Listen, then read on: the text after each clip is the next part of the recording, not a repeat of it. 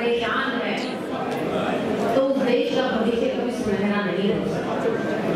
युवा के चेहरे पे हमेशा की खिलाती हुई हंसी और मुस्कुराहट होनी चाहिए। ये उनके खुश रहने के दिन है, उनके दिन है कि जब उनके मन में आशा हो, एक उमंग हो कि आगे एक भविष्य हमारा इंतजार कर रहा है। मेहनत करें और उसके साथ साथ खुश भी रहें। पढ़ना जरूरी है, हर काम जरूरी है, लेकिन उनकी जिंदगी में खुशी भी होनी चाहिए, एक उम्मीद की किरण भी होनी चाहिए। अगर हम देश चलाने वाली सत्ता चाहे वो कोई भी हो, देखिए सरकारें आती जाती है, राज भी बदलते हैं, कभी कोई बनता है कभी कोई, ये प्रजातंत्र का नियम है। लेकिन जो मर्जी सरकार हो, अगर वो अपने युवा बच्चे को एक उम्मीद और आशा की किरण नहीं दिखा सकती तो उसे राज करने का भी कोई हक नहीं।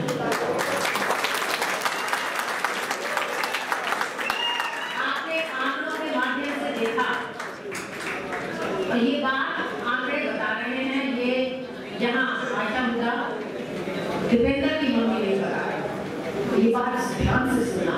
आंकड़ों ने बताया कि बेरोजगारी 2014 कितनी थी, 2014 से 2024 में उसका ग्राफ कितना ऊपर गया है। ये आपने आंकड़ों के माध्यम से स्लाइड शो में देखा। उसकी क्या वजह है?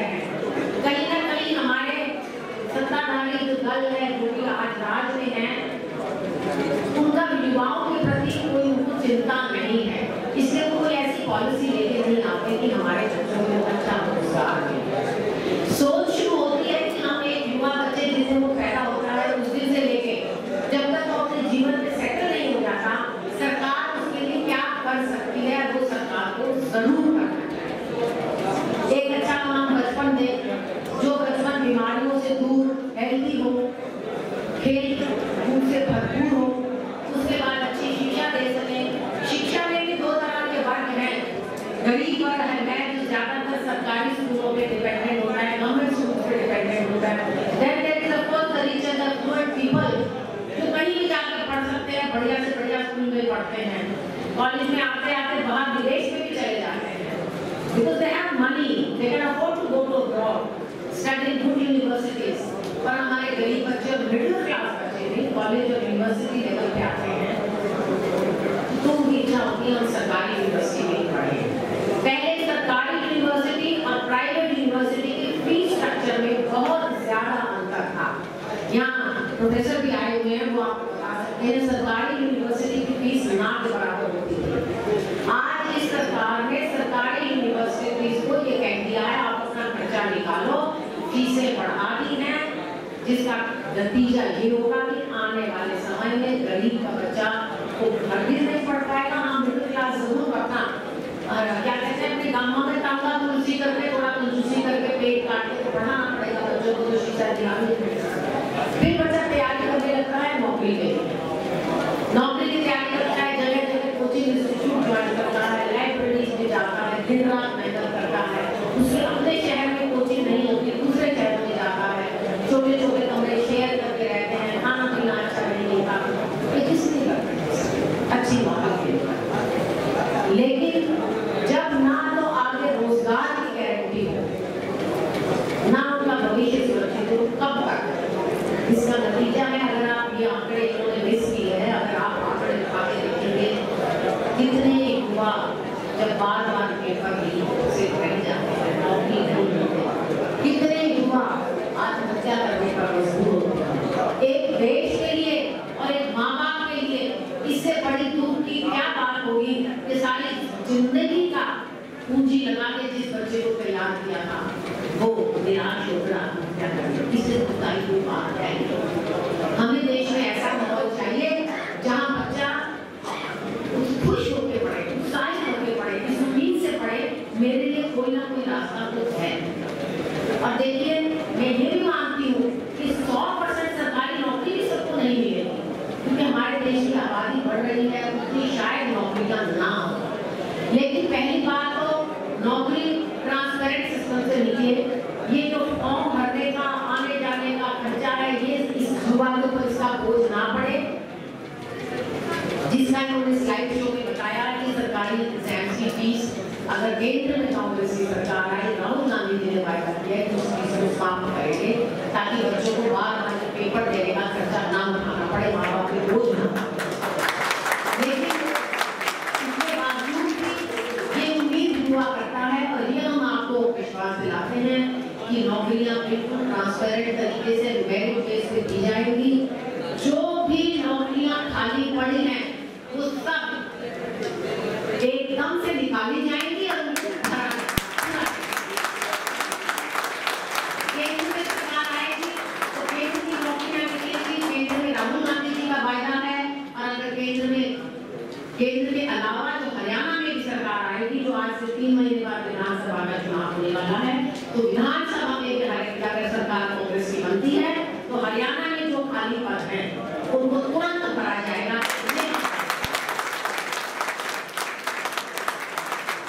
जहां तक अग्निवीर की बात है, राहुल जी ने पूरे देश का भ्रमण किया, युवाओं से मिले और उन्होंने ये कहा है कि अगर केंद्र में कांग्रेस की सरकार और इंडिया गठबंधन की सरकार आ गई तो अग्निवीर पहली कैबिनेट मीटिंग में खत्म कर देगा।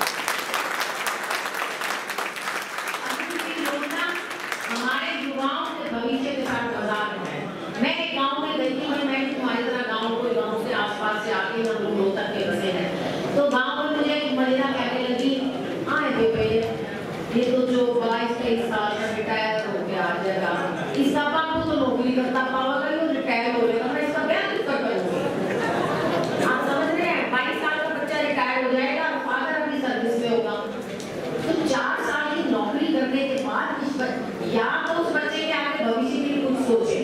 जब हरियाणा में कांग्रेस की सरकार थी, हमारे फौज के जवान जो रेगुलर भर्ती होते हैं वो भी 40 साल तक की उम्र में रिटायर हो जाते हैं। उनके लिए भी हुड्डा साहब ने जॉब्स में 40 साल को आजकल कोई उम्र नहीं होती, जहां जहां हो सका उनके लिए भी रिजर्वेशन की थी कि पहले फौजियों को प्रेफरेंस दी जाए तो जिस भी नौकरी के लायक हो। लेकिन 22-23 साल का युवा क्या है, मजबूर हो गया आज भारत का युवा। मुझे तो पता लगा कि मतलब मैं आपको बता नहीं सकती, एक महिला होने के नाते, एक माँ होने के नाते, और अभी थोड़े दिन में पोता भी जवान हो जाएगा, मुझे कितना दुख हुआ कि एक बच्चा परेशान होकर इजराइल जाने को तैयार है, इजराइल में जाके युद्ध लड़ने के लिए तैयार है कि एक मैं मर जाऊं पर देश परिवार का पेट तो भरेगा। इतने दुख की बात है।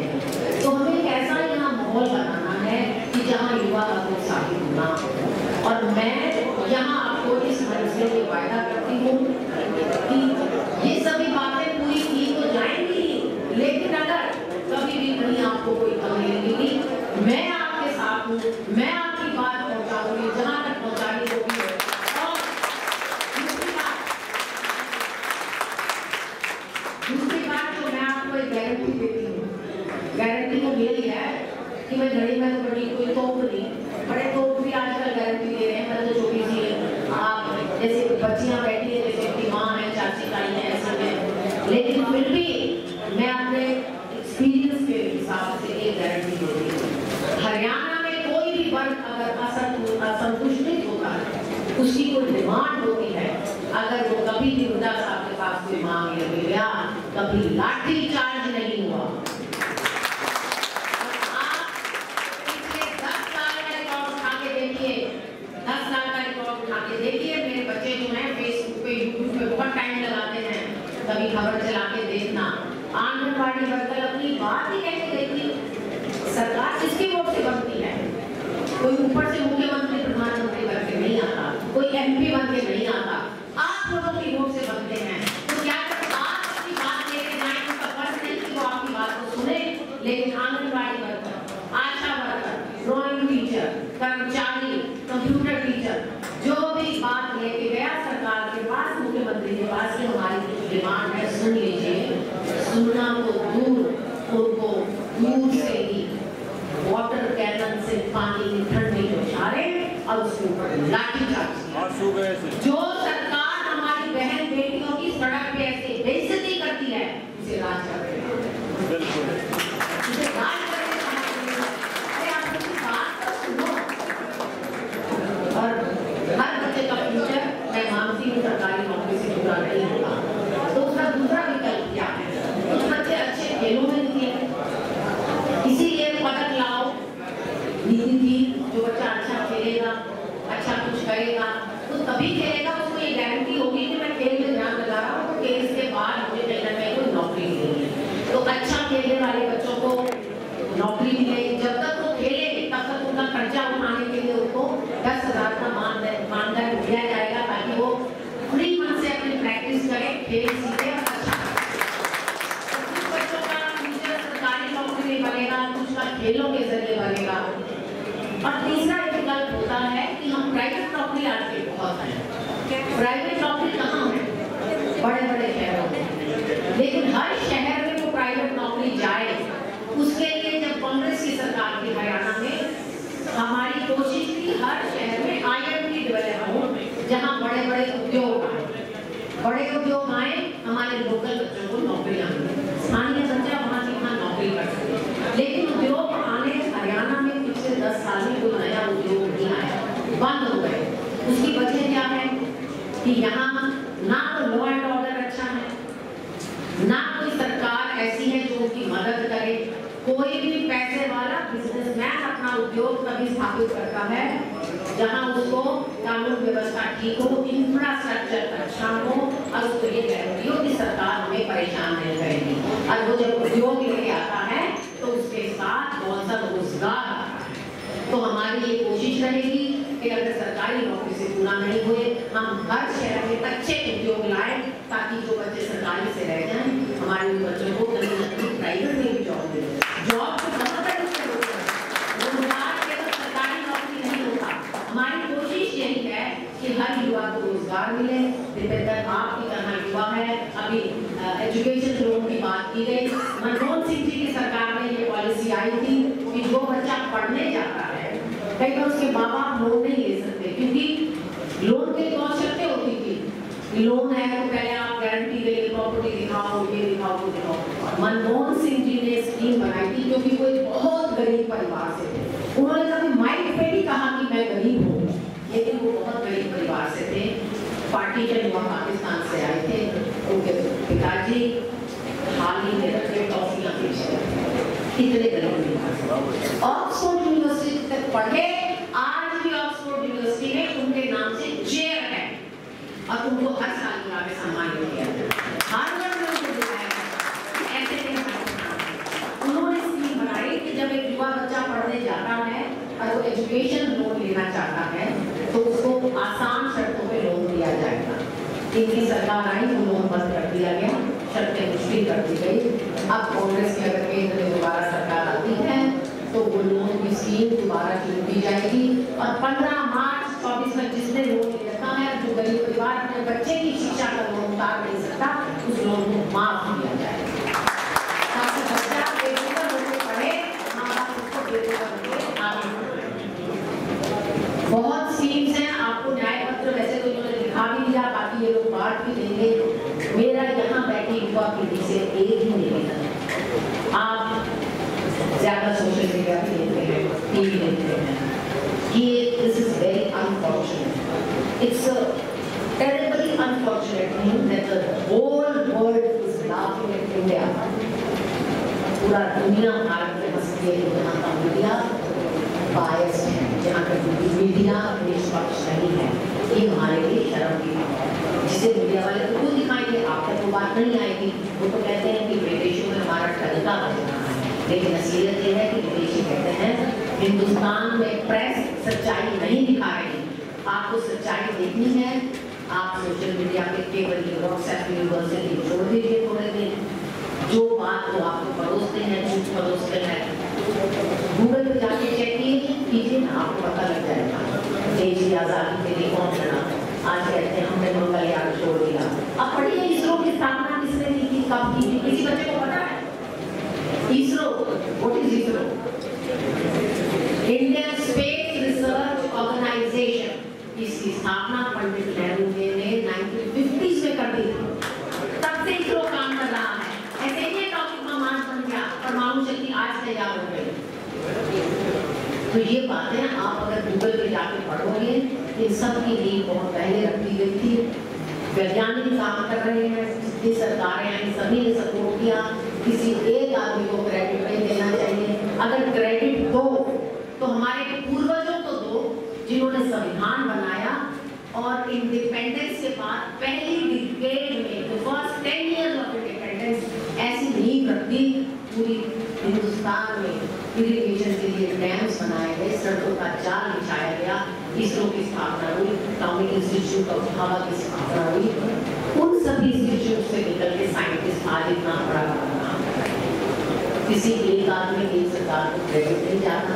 मैं पर्सनली अगर क्रेडिट दूंगी तो मैं पहले 10 साल की सरकार को दूंगी जिस दिन ये देश आजाद हुआ। रोहतक से दिल्ली जाने के लिए सड़क नहीं थी। रोहतक मैंने एग्जाम्पल दिया, फरीदाबाद कहीं से दिल्ली जाने के लिए सड़क नहीं थी। इतना पिछड़ा हुआ हमारा देश अंग्रेज छोड़ के गए। इतना खूबसूरत डेवलप्ड कंट्री हमने इस सरकार को कांग्रेस ने दिया था। अब उसका श्रेय कोई ले ले, व्हाट्सएप के माध्यम से, सोशल मीडिया के माध्यम से उसे कुछ नहीं बनता।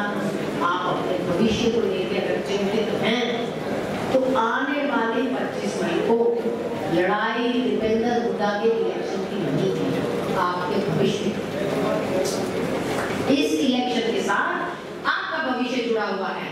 ठीक सरकार आ गई, आपके भविष्य में आपकी मदद करेगी। एक बार दोबारा गलत सरकार आ गई, अब 5 साल तक और यही रास्ते झेलेंगे। पेपर लीक होंगे, पेपर लीक करने वाला पकड़ा नहीं जाएगा, फिर पेपर लीक होंगे, लिस्ट गलत लग जाएगी, हाई कोर्ट में भर्ती चैलेंज हो जाएगी, एचपीएससी चेयरमैन के दफ्तर से करोड़ों रुपए निकलेंगे पर कोई एक्शन नहीं होगा। यही सरकार दोबारा आ जाएगी। आपकी एक दिन की भूल और आप 5 साल फिर। तो मेरी आपसे यही निवेदन करूँ, रिक्वेस्ट करूँ, बच्चे को सलाह दूँ, आने वाली 25 तारीख को आप इसे दीपेंद्र का इलेक्शन मत समझिए, आप समझिए ये मेरे भविष्य का इलेक्शन है। हम बुजुर्ग, मैं जहाँ जाती हूँ मुझे आजकल बड़ी हैरानी की बात है, महिलाएं बहुत अधिक संख्या में, और उसकी एक ही वजह है, वो माँ है, वो चिंतित हैं। रोहतक में उनके पीने का पानी नहीं, सड़क में गड्ढे हैं, सीवर भरे पड़े हैं, बच्चे बेकार हैं, बच्चों को नौकरियां नहीं। आज हम चिंतित हैं। अगर हम चिंतित हैं, हम आपकी लड़ाई लड़ रहे हैं, लेकिन ये लड़ाई कभी हम जीतेंगे अगर युवा पीढ़ी हमारे साथ होगी। साथ नहीं आगे तो होना, हम तुम्हारा साथ देंगे। आप अपने भविष्य की लड़ाई लड़ोगे क्या? कितनी सी आवाज बिल्कुल भाई। ऐसा है, हमारे खिलाफ जो लड़ते हैं वो सरकार में हैं, उनके पास सरकार की ताकत है, पैसे की ताकत है, मीडिया की, टेलीविजन के थ्रू मीडिया की ताकत है, दमनकारी है, अत्याचारी है, अहंकारी है। और बदले में हमारे पास क्या है? हमारे पास ईमानदारी है, अच्छी सोच है, और एक विजन है, एक सपना है कि हमारा रोहतक नंबर 1 बने, हमारा हरियाणा नंबर 1 बने, और हमारे हरियाणा के युवा भी नंबर 1। ये हमारा सपना है, हमारे पास अपने सपने की ताकत है। मैं आपको छोटा सा उदाहरण देती हूँ। दीपेंद्र जब पढ़ने के लिए अमेरिका चला गया था, मैं उस टाइम लोन की बात कर रही थी, तो पहला लोन जब मनमोहन सिंह जी ने ये स्कीम लेके आए थे, रोहतक में स्कीम की कॉपी भी नहीं पहुंची थी। दीपेंद्र खुद गया बैंक में, उन्होंने कहा कि हमारे पास तो कॉपी आई नहीं, पार्लियामेंट में पास हो गया तो हो गया। दीपेंद्र भी स्टूडेंट था, वो बस में बैठ के दिल्ली गया, दिल्ली के कनॉट प्लेस में पंजाब नेशनल बैंक से उसने अपना लोन सेंक्शन कराया और वो अमेरिका पढ़ने गया। जब अमेरिका में पढ़ता था उस जमाने में आईएसडी फोन, तो मोबाइल से सब कुछ मिलता था, तो मोबाइल वो अपने फोन कम करता था, चिट्ठियां लिखता था, उसकी हर चिट्ठी में यही होता था, पापा अगर बाकी शहर तरक्की कर सकते हैं तो रोहतक क्यों नहीं कर सकता? पापा मेरे दोस्त रहते थे उधर तेल नगर से पीछे घर बने हुए थे, उनके यहाँ पीने का पानी नहीं था। पापा महिंद्रा कॉलोनी गया, वहाँ सड़कें नहीं है, सारी आंटियां ना मिट्टी में चलती हैं। तो जिस बच्चे को उस उम्र में खेलने खाने की उम्र में शहर की इतना चिंता थी, आज उसका दिल दुखी होता है कि उसका रोहतक शहर इतना पिछड़ गया है। उसकी आंखों में एक सपना है रोहतक और हरियाणा को और अपने युवा साथियों को आगे ले जाने का सपना, पर उसकी ताकत आप हो, बिना आपके वो कुछ नहीं कर सकता। तो अगर आप इस लड़ाई में कंधे में सवार कंधा मिलाकर उसका साथ दोगे तो दुनिया की कोई ताकत नहीं जो हमें पीछे छोड़ दे। हम आगे जीते भी आगे भी निकलेंगे और हरियाणा को दोबारा से नंबर 1 भी बनाए।